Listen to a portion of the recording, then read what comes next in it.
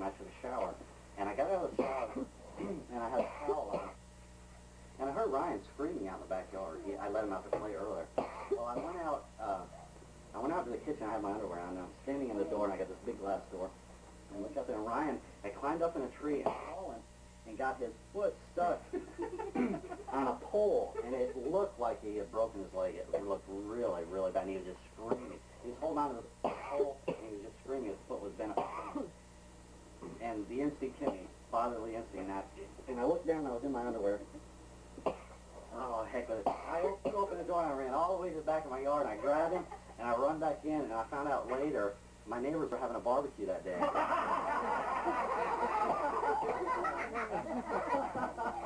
They had friends over and everything. Thank God that they never ever said anything to me about it.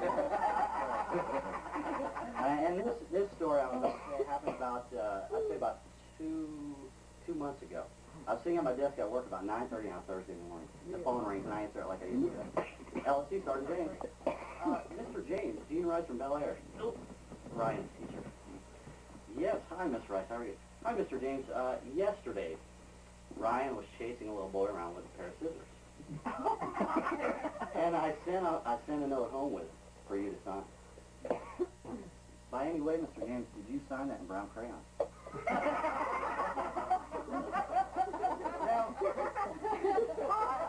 I thought for a while about that question.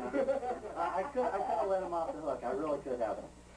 But I didn't. I said, no, I didn't. I laughed for a while, and I didn't. And I asked for a conference later on that day, and I went in, and I hid in the hallway as Ryan went by. And I went in and talked to him, and she showed me the note, and my God. I know why she called me and asked me about it, because it was perfect, except it was written brown crayon. Okay. She asked me, she said when she talked to me, she goes, Ryan, did you bring that note back? And he said, oh, yes, I did. And he got the note, and he brought it to her, and handed it to her, and he started walking away, and she goes, hold on, Ryan. Are you sure your father signed this in brown crayon? And he said, he didn't have any pencil. So she took it, this is the thing, she took it over the first recess, and she looked at it, and it was a decent signature. And she couldn't figure it out. So she went back after recess, she sat in class, and she got to thinking, she asked him, Ryan, she told him, I'm going to go call your father. And she said for the rest of the day, he sat like a church mouse in school. But she called me about it, and then when I got to look at the note, I realized why she had to call me about it. It was a really good signature. But then I found out he was chasing a boy around with scissors, brand new kid, first day in school, Ryan is chasing him. He traumatized this kid. I'm not lucky I didn't have to pay for psychiatric care for him. My God. And I asked Ryan later on, I said, Ryan, we got something to talk about? No. Nothing to talk about. So I said, well, what about this? What's that? So I talked to him about it. Like I said, this was on a Thursday, and Ryan had always taken his spelling test on Thursday, always. And I always asked him when he gets home, how well did he do? Well, I don't know. She'll let me know tomorrow. Well, as I was leaving, I forgot to tell you, as I was leaving the school, I said, by the way, how did Ryan do on a spelling test? Spelling test? We take spelling tests on Friday. Huh, I must be mistaken. So I walked home, when I got home and Ryan was there, I said, Ryan, how'd you do on your spelling test? And he's sitting on his bed and he leans back. I don't know how he did. So, well, how did you do, Ryan? Oh, I think I got an A. I said, Ryan, when do you take your spelling test? It's Thursday. And he's looking all around.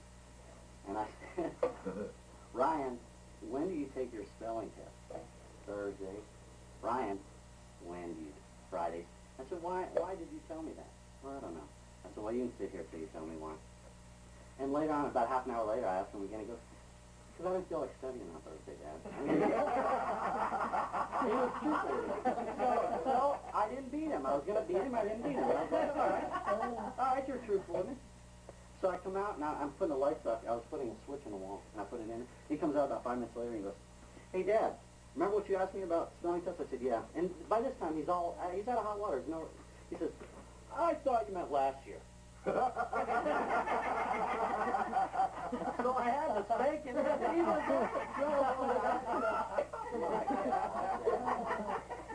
boys are just a treasure out there. All right, we'll do our skit now. That's such a poor showing. We'll do something decent for everyone. I'm going to tell a story. Cajun night before Christmas. And you gotta pardon my accent, I have to get ready.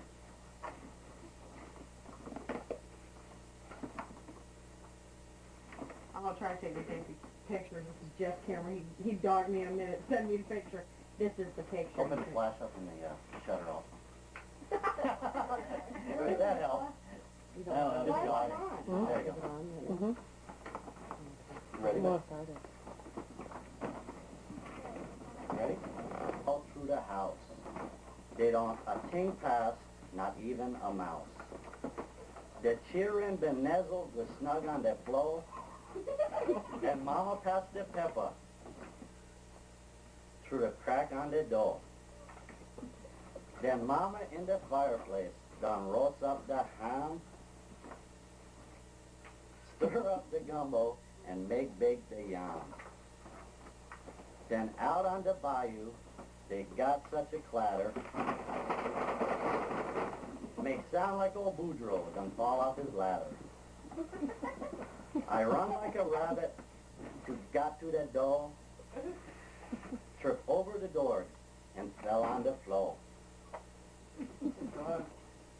As I look out the door and the light of the moon, I think, man, you crazy, or got old too soon. 'Cause here on the bayou, when I stretch my neck stiff, there's 8 alligators a-pulling a skiff. And a little fat drover with a long pulling stick. I know right away, got to be old St. Nick. Mo faster and faster, the gator they came. He whistled, he whistled, he whistled, and holler, and call him by name. Ha Gaston, ha Tibi, ha Pierre and Alcé, J'ai Jeanette, J'ai Suzette, Celeste and Renee. They whistle and holler. You forgot about it. To the top of the porch, to the top of the wall, make crawl alligator, and be sure you don't fall. Like Tant Flo's cat, through the treetop he fly, when that big old hound dog came a-running himself by. Like that up on that porch, them old gator climb, with the skiff full of toy, and St. Nicholas behind. Then on top of the porch roof, it sound like the hail, when all them big gator done stop down their tail. All right. They whistle and climb. Then down the chimney, I yelp with a bam, and St. Nicholas fall and sit on the yam. Sacre, he exclaimed, my pant got a hole. I done sat myself on them red hot coals. That ain't funny.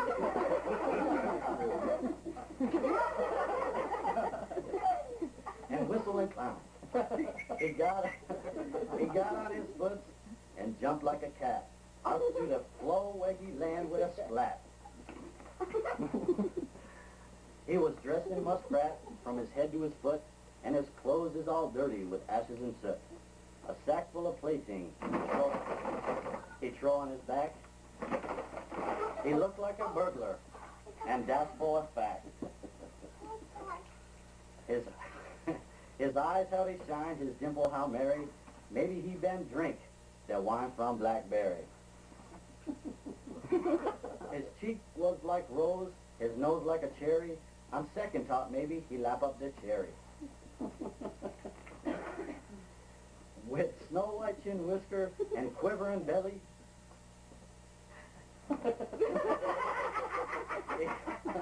he stood when he laughed like the strawberry jelly. But a wink in his eye and a shook of his head make my confidence that I don't got to be scared. He done do no talking, gone straight to his work, put plaything in sock, and then turned with a jerk. He put both his hands there on top of his head, cussed an eye on the chimney, and then he done said, with all of that fire, fire and them burning hot flames. I ain't got back by the way that I came. So he run out the door and he climbed to the roof. He ain't no fool him for to make one more goof. He jump in his skiff and crack his big whip. The gator moved down and don't make one slip. And I hear him shout loud as a splashing he go, Merry Christmas to all, till I see you some more.